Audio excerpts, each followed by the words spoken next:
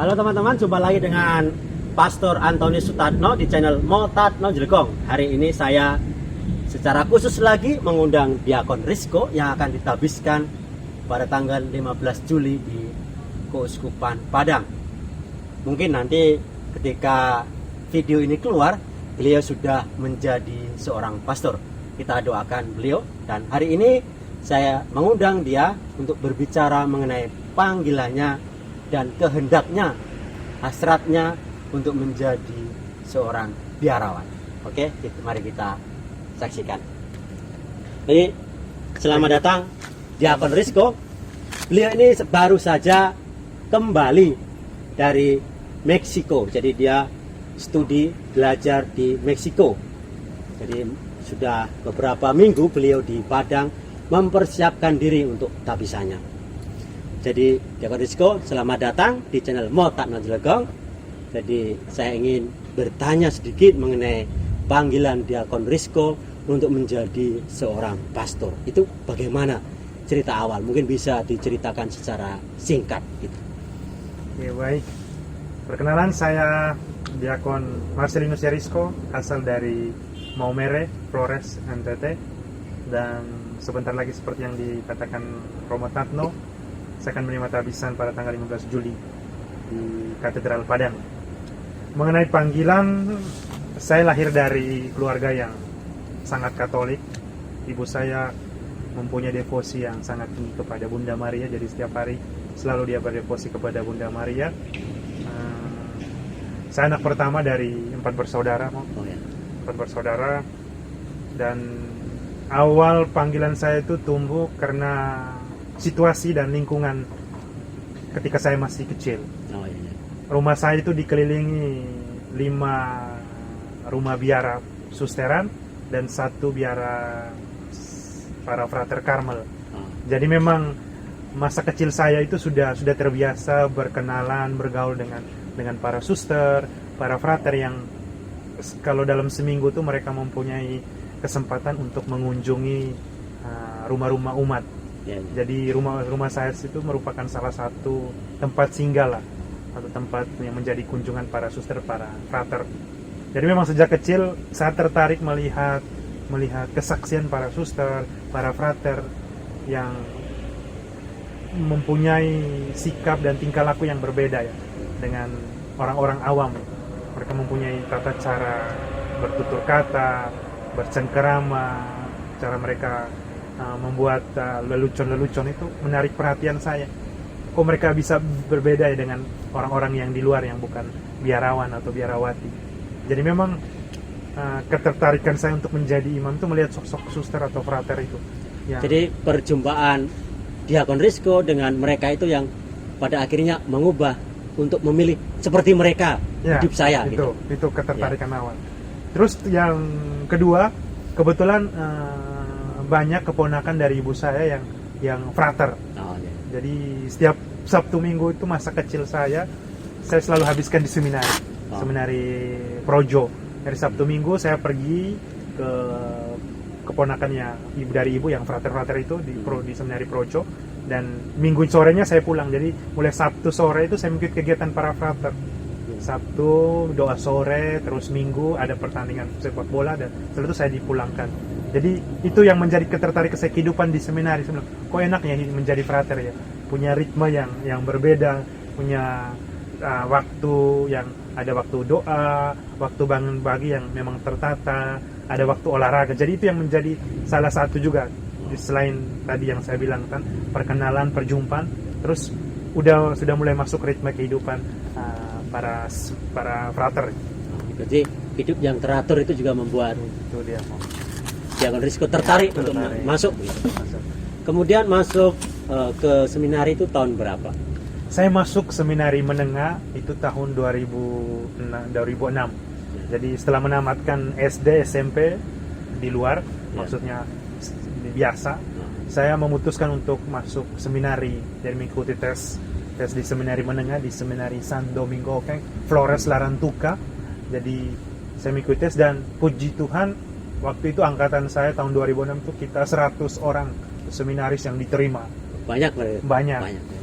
Nah, di seminar ini saya benar-benar menikmati panggilan saya menjadi lebih kuat, lebih didewasakan panggilan saya, karena 4 tahun saya menjalani proses di seminari menengah.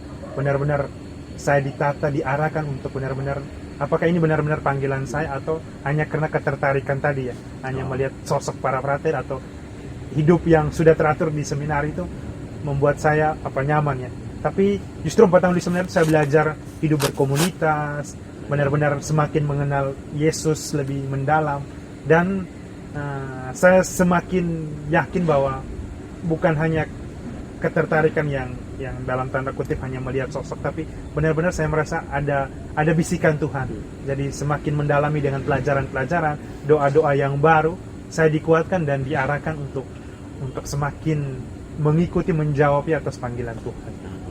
Kemudian setelah 4 tahun seminari di sana, kemudian Diakon Rizko kan memutuskan untuk masuk Xaverian. Iya. Kira-kira kenapa memilih Xaverian gitu? Jadi memang waktu itu Xaverian belum terlalu dikenal di seminari saya, karena memang mungkin kurang kontak, dan juga Xaverian tidak berkarya di daerah timur, maksud saya, di daerah Flores.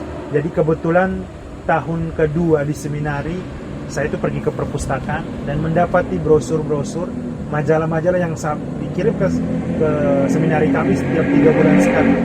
Dari majalah-majalah itu saya ada 2 yang menjadi motivasi saya tertarik menjadi seorang Xaverian. Yang pertama, melihat kehidupan kerasulan para frater filsafat di Jakarta yang bagi saya itu baru, karena mereka mempunyai kerasulan melayani orang-orang pinggiran, orang-orang miskin di daerah, misalnya di Cilincing, orang-orang miskin di stasiun Senen, dan juga pelayan mereka menjadi pengalaman live in. Itu yang membuat saya tertarik, kok beda ya pengalaman kerasulan para frater Xaverian itu, kok beda. Maksudnya tidak di lingkup gereja, tapi berani keluar dari zona nyaman, berani keluar dari lingkup gereja. Jadi memang dengan semangat dari Bapak Pendidikan mewartakan kabar gembira kepada orang yang belum mengenalnya. Jadi dari situ saya tertarik. Yang kedua adalah logo yang selalu didengungkan para Xaverian, menjadikan dunia satu keluarga. Itu yang memotivasi saya untuk memilih jadi ini Xaverian. Sebenarnya ada motivasi lain, karena studinya di Jakarta, bisa mengalami studi teologi internasional, tapi 2 motivasi mendalam yang mendasar itu ya, melihat kehidupan kerasulan para frater dan logo menjadikan dunia satu keluarga. Jadi setelah masuk Xaverian, masuk pranovis, novisiat, kemudian filsafat di Jakarta, masuk di Triakara, kemudian masuk ke teologi, dan teologinya itu diarahkan untuk berteologi di Meksiko, jadi jauh di luar negeri sana. Jadi pengalaman apa yang sulit mungkin tentang berteologi di sana? Pengalaman sulit sebenarnya tidak ada. Tapi memang saya pikir bukan sulit, tapi itu suatu tantangan. Karena sebagai misionaris memang pasti harus menghadapi tantangan. Tantangan itu pasti ada. Sulit, tapi sebagai misionaris saya yakin bahwa tantangan itu kalau kita punya niat, punya kemauan, pasti tantangan-tantangan yang sulit itu bisa dihadapi. Bagi saya yang pertama ketika saya tiba di Meksiko tuh tantangan studi bahasa, karena di Meksiko harus menggunakan bahasa Spanyol, dan saya belum pernah belajar, atau belum pernah ketika di Indonesia belum pernah mendengar bahasa Spanyol. Jadi ketika tiba di sana itu masih nol benar. Jadi saya belajar, dikasih 8 bulan untuk studi bahasa Spanyol, dan puji Tuhan saya dinyatakan lulus dan bisa mengikuti kuliah teologi. Itu yang pertama. Yang kedua, saya kira tantangan hidup berkomunitas. Karena komunitas kami itu komunitas internasional, dan saya kira itu tantangan yang diinginkan oleh Bapak Pendiri kami ya, menjadikan dunia satu keluarga ya, Jadi benar-benar saya ditantang, dan memang itu menjadi tantangan buat kami para Xaverian, karena hidup di suatu komunitas dengan konfrater yang berasal dari berbagai negara. Waktu saya di sana tahun pertama, komunitas kami itu berjumlah 22 orang dari 10 negara. Jadi memang komunitas yang kaya budaya, kaya etnik, dan itu menjadi suatu tantangan, karena saya harus berjumpa dengan teman-teman dari Afrika, teman-teman dari Brasil, Kolombia, juga dari Asia, dari Bangladesh. Jadi benar-benar saya harus belajar pertama membuka diri dan juga rendah hati untuk menerima yang berbeda, karena tidak mungkin saya terus membawa budaya Indonesia saya dan memaksa kehendak saya kepada mereka yang berbeda dari saya. Jadi saya kira membuka diri dan kerendahan hati itu menjadi kunci bagi saya untuk melewati segala tantangan dan kesulitan. Dalam semua proses sejak awal sampai saat ini, banyak begitu pengalaman tentu yang membahagiakan, yang akhirnya memutuskan, wah memang saya dipanggil Tuhan untuk menjadi seorang pastor sebagai Xaverian yang bermisi. Begitu. Mungkin ada pengalaman seperti itu. Jadi ada dua kata kunci. Ya. Pertama itu dari moto tabisan yang saya pilih dari Roma, Ya. surat Rasul Paulus kepada jemaat di Roma, bab 8 ayat 28, berbunyi, Allah turut bekerja dalam segala sesuatu bagi mereka yang mencintainya. Jadi proses saya selama 15 tahun sejak masuk seminari menengah hingga 11 tahun menjadi Xaverian, saya merefleksikan bahwa segala hal yang saya alami, yang saya lewati, perjuangan saya yakini bahwa Allah ada di samping saya. Dan itu semua karena campur tangan Tuhan, baik studi, baik kepribadian saya, pengalaman kerasulan saya kira Allah itu senantiasa memegang tangan saya dan ya senantiasa ikut campur tangan dalam segala proses 15 tahun ya, sejak masuk seminari menjadi seorang Xaverian. Dan itu yang menjadi kekuatan saya yakin bahwa Allah turut bekerja dalam segala sesuatu bagi mereka yang mencintai. Jadi Roma 8:28. Yang kedua adalah kata-kata dari Bapak Fransiskus ya, Paus Fransiskus. Panggilan itu rahmat dan rahmat itu wajib dibagikan. Jadi justru saya menyadari, mensyukuri bahwa panggilan yang Tuhan berikan kepada saya itu rahmat gratis. Enggak, rahmat. Dan rahmat itu enggak boleh saya simpan untuk diri saya sendiri, enggak boleh saya nikmati diri saya sendiri. Oleh karena itu rahmat itu harus dibagikan. Dan itu yang memotivasi saya untuk benar-benar memutuskan menjadi seorang Xaverian, karena menjadi seorang Xaverian itu berarti siap untuk dikirim kemana saja, diutus kemana saja untuk membagikan rahmat yang sudah diterima itu.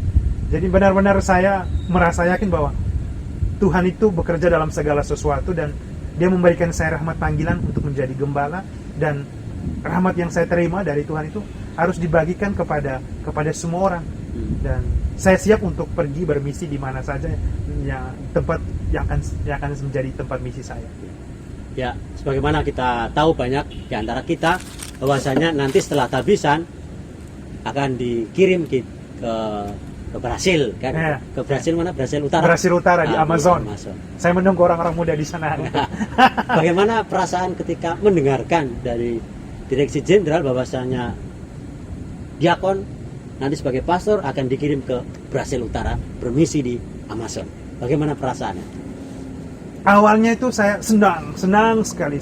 Aduh, bisa ke negeri yang terkenal dengan kultur sepak bolanya kan, dan juga termasuk budaya Latin, karena saya studi di Meksiko dan sudah terbiasa 5 tahun dengan budaya Latin, dan dikirim ke Brasil yang memang notabene termasuk negara Amerika Latin. Awalnya saya senang, happy ya, tapi setelah itu saya memikirkan bahwa memang tidak mudah ya. Senang, tapi senang dengan persiapan yang cukup matang. Jadi saya kira ada senangnya tapi juga ada persiapannya, dan di balik semuanya itu saya percaya bahwa Tuhan senantiasa menyertai saya. Memang saya tahu bahwa bermisi di Amazon itu tidak mudah, karena harus melewati tantangan dan situasi. Mungkin saya belum bisa menceritakan nanti episode kedua ya, mau ya. Nanti episode kedua dari Brasil. Dari Brasil. Iya, supaya bisa menceritakan. Tapi saya yakin bahwa misi di Brasil itu merupakan suatu tantangan, dan kembali lagi tantangan itu akan bisa dilewati kalau kita percaya, dan saya percaya bahwa Tuhan yang bekerja. Kita sebagai tangannya yang digerakkan oleh Tuhan. Jadi begitu mau. Ya, jadi tenang saja, tidak usah cemas. Ya. Karena di sana ada juga konfrater dari negara-negara lain, dan juga ada konfrater kita Pastor Lanike yang juga berasal dari Indonesia. Tentu nanti akan dibimbing bagaimana tentang budaya, bahasa, tentu ada suatu perjuangan yang lain. Tetapi kalau kita percaya pada Tuhan, semuanya pasti oke. mungkin ada pesan kesan kepada anak muda OMK, orang muda Katolik, mungkin bagaimana ajakan atau seperti apa supaya mereka pun juga memiliki semangat untuk bermisi gitu. Untuk teman-teman orang muda Katolik yang akan melihat atau sedang menonton video ini, saya mengundang Anda sekalian untuk jangan takut menjawab panggilan Tuhan. Apapun panggilan Tuhan, menjadi awam, menjadi biarawan, biarawati, menjadi imam projo, jawabilah panggilan itu dengan tanggung jawab dan tanggapilah dengan penuh kebebasan. Dan yakinlah bahwa Anda tidak berjalan sendirian. Seperti yang sudah tadi saya bilang, rahmat itu adalah hadiah dari Tuhan, dan kita sebagai pengikut-pengikut Kristus wajib untuk membagikan rahmat yang kita terima, talenta-talenta yang kita miliki untuk kemuliaan Tuhan. Jadi jangan takut untuk menjawab ya atas panggilan Tuhan. Terima kasih. Luar biasa. Terima kasih Diakon Rizko yang sebentar lagi akan ditabiskan sebagai pastor. Selamat untuk tabisannya ke depan, persiapannya dan misi baru yang ditugaskan oleh gereja untuk kemuliaan Tuhan. Semoga sukses semuanya dan terima kasih. Terima kasih Motatno. Ya, sampai jumpa.